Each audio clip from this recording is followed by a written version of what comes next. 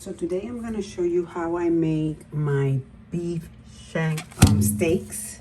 It is so delicious. Oh my goodness, I can't even tell you. I'm going to season it. I'm going to show you exactly what I do.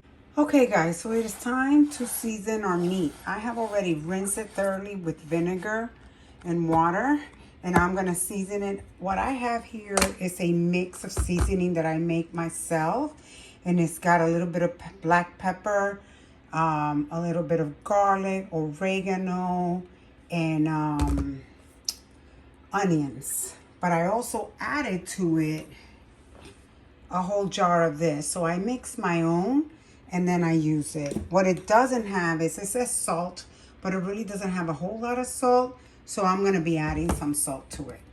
And I'm gonna be adding my sofrito and a little bit of salt. And there you have it. It's seasoned and ready to go in the refrigerator.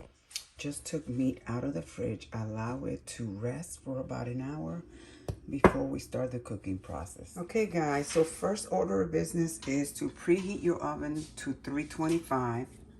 Then take about 1/4 to a half a cup of flour and put it in a Ziploc bag and coat your beef shanks like I'm doing here. Sorry, I have one hand to hold a phone and another hand to actually do this. In the meantime, I'm gonna heat up my pan. Don't throw this out. I'm gonna be adding my Merlot red wine to it. You wanna get a good quality. I know that there are some out there that are cheap, but trust me, you want a good quality so that you'll get the best result. Okay guys, the oil appears to be hot, so we're just gonna dump this in, the meat. Not that hot. But remember, the only thing that you're trying to accomplish here is to brown it, or better yet, sear it on both sides. You're not trying to cook it, okay? And this coat of flour is what's going to render you the nice gravy at the end. Okay, I have turned my stove top off. I'm going to go ahead and take these and put it on my baking dish.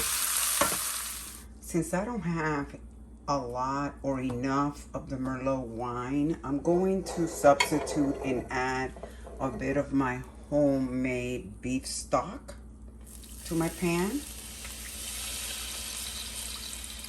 like this. I want to get all the bits, and then to it I'm gonna add the Merlot and the leftover seasoning, the ones where I season my meat. I use that same pan. I just went ahead and put the Merlot in the pan where I season my meat so I can get all the bits. And in it goes. Something very important to remember when you're using wine in your cooking, if a recipe calls, let's say, for a half a cup, double that. Only because the cooking process, you're gonna lose a lot of that. So if you want that flavor of the wine to really infuse your food, then you want to double whatever the amount is. Okay, now we're gonna pour all this dripping over our meat, like so. Perfect. Now we're gonna cover it and bake it for an hour or until the meat is falling off the bone.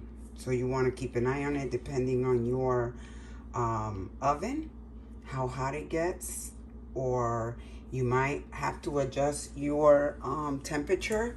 If it gets too hot, then you might want to start it at 300. If it's not hot enough, then you might want to bake it at 350, etc. So this is going to be in the oven for about an hour and a half for me. Let me cover it up and we'll come back in an hour and a half. Okay guys, we have 20 minutes to go left on the cooking time, but I want to check the progress of it. Like I said, you want it when the meat is falling apart. Be careful not to burn yourself. However, for me, it's not falling apart yet. So I'm gonna just cover it and give it another hour or so. I just want to show you all the oil that I extracted from the meat. At this point, I like to add a little bit of tomato paste, but if you don't have it, that's fine. I don't have any at this moment. I'm gonna add my carrots, like I said, and then I'm gonna add the remaining of my wine with a little bit of beef stock and a little bit of flour to thicken it a little bit more, just because I want it a little bit thicker. If I would have had the tomato paste, I wouldn't add the flour, any more flour to it. But I'm gonna do so just because I want it a little bit thicker. Okay, I added maybe about a teaspoon of flour, not a whole lot, and a little bit, what the remainder of my, let me get some of this because I want to get every bit. The remainder of my Merlot wine. And now I'm going to pop it back in the oven. At this point, you can taste. If you need some salt, go ahead and add to it a little bit of salt. Or if you wanted to add some pepper, crushed pepper, whatever, black pepper, you can do so as well. It's going back in for another 20 minutes. Okay, guys, so now I'm getting ready to make my mashed potatoes. My potatoes are already boiled and softened. Normally, I like to add equal parts of cream cheese, Philadelphia cream cheese, and butter, but I don't have cream cheese, so I'm gonna add this cheese, which has got garlic and herbs. It just makes for a tastier mashed potatoes. And I'm just gonna mash it and put it all in and bring it back. Here you have it, guys, the finished product. I did have to add a little bit of salt at the end, but that's up to you. It's really delicious. Like I said, for me, it took 2.5 hours process. It could have used a little bit longer, quite honestly, because I like my meat to literally fall apart.